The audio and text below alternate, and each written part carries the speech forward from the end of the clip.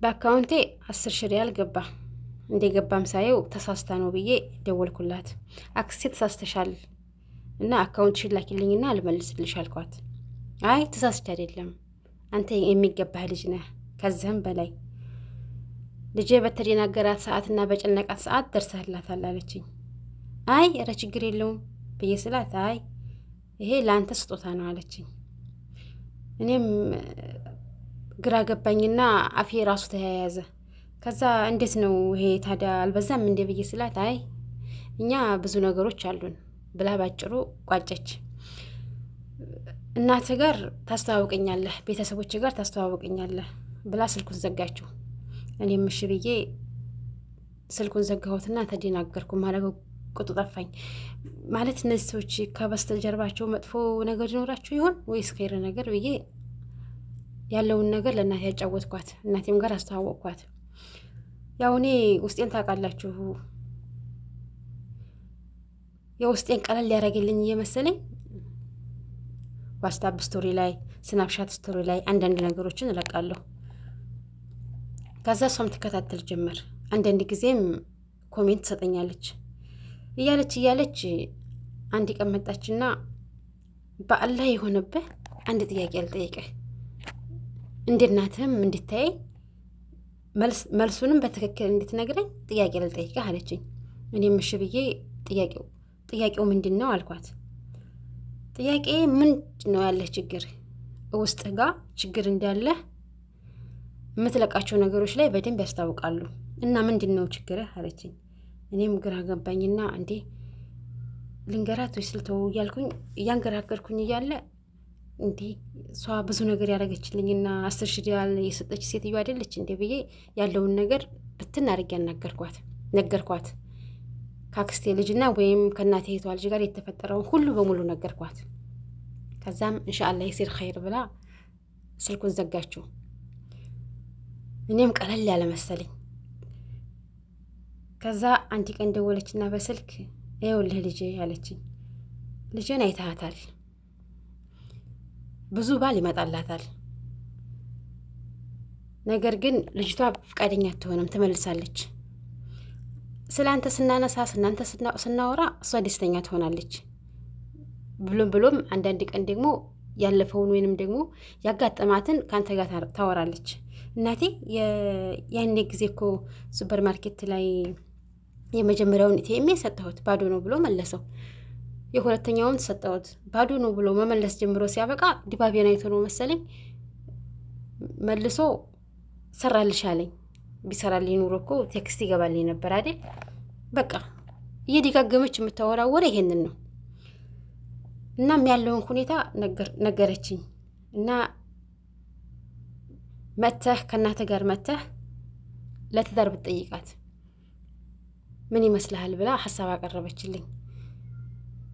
ኧረ እኔ ብዬ ማንገራገር ጀመርኩኝ። ለመሀሩ አትሰብ፣ የልጅቷ አባት ሙቷል፣ አላህ ይርሐመው። እኛ ደግሞ ሁሉንም ነገር አሟልቶልን ነው የሄደው። ማለቴ ብር የምንፈልገው ብር አለን ከበቂ በላይ፣ በፈለግን ሰዓት መኪና የምንቀይር፣ ፋሽን የምንለብስ፣ ቤቶች በስሞቻችን ብዙ ነገሮች አሉን፣ ሸሪካዎችም አሉን። ለቤቱና ለመሀሩ አትጨነቅ። አንተ መጥተህ ልጅቷን ካየሃት ከወደድካት ቤትን በስሟ የምትፈልጉትን ነገር በሙሉ በስማችሁ አረግላችኋለሁ አለችኝ። እኔም በጣም ደስ አለኝ። በቃ ሳስበው ደግሞ እንዴ መሆን አለበት እንዴ ብዬ ራሴንም ደግሞ መልሼ እጠይቃለሁ። እሺ አስብበታለሁ ብዬ ስልኩን ዘጋሁት። ከዛ ሂጅ ለእናቴ አማከርኳት። እናቴም ፈቃደኛ ሆነች። ሄርን ልጅቷን አየኋት፣ ቆንጅዬ ናት ማሻአላህ። ከዛም ሰርጉ እኛ ብዙ አንፈልግም፣ ጋጋታ ነገር አንፈልግም፣ ሀዘን ላይ ነን። አባቷ ስለሞተ ብዙ ጋጋታ አያስፈልግም፣ አጠር ያለ ወይም ደግሞ ትንሽዬ ሰርግ ነው የምንፈልገው ብላለች። እሺ ብለን ሀሳቡን ተቀብለን መጣን። ሳንኖር ሳናድር ወደ ትዳሩ ዓለም ገባን። በስሜ መኪና፣ ቤት፣ ምን ልበላችሁ ሁሉም ነገር ተሳካ። የምፈልጋቸውን ነገሮች በሙሉ በስሜና በስሟ ተደረገልን። ተጋብተንም ወደ ሻህረል አሰል የሚባለውን አጣጣም ነው በደንብ ደስ የሚል ድባብ ነበረ።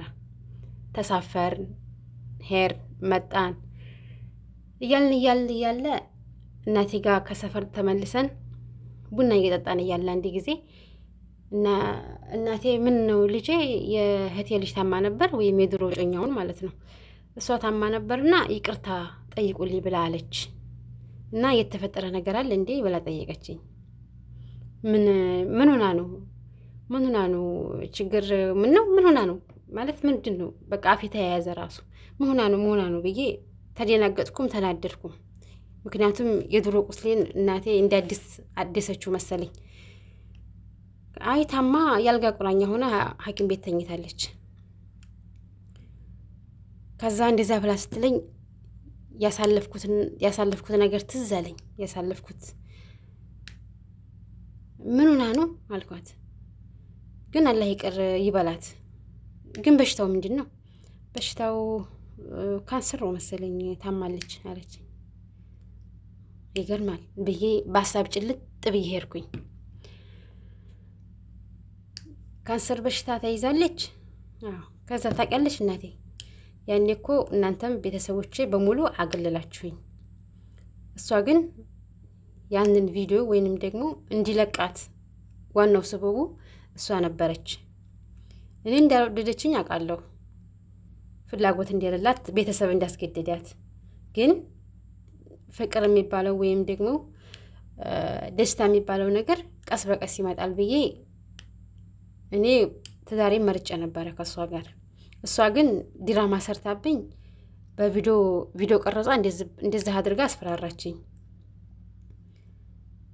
ብዬ ስነግራት እናቴ አበደች። በጣም ተቆጣች እናቴ። ነገር ግን እናቴ መቆጣትም አያስፈልገውም፣ ምንም እንድታያቸውም አልፈልግም።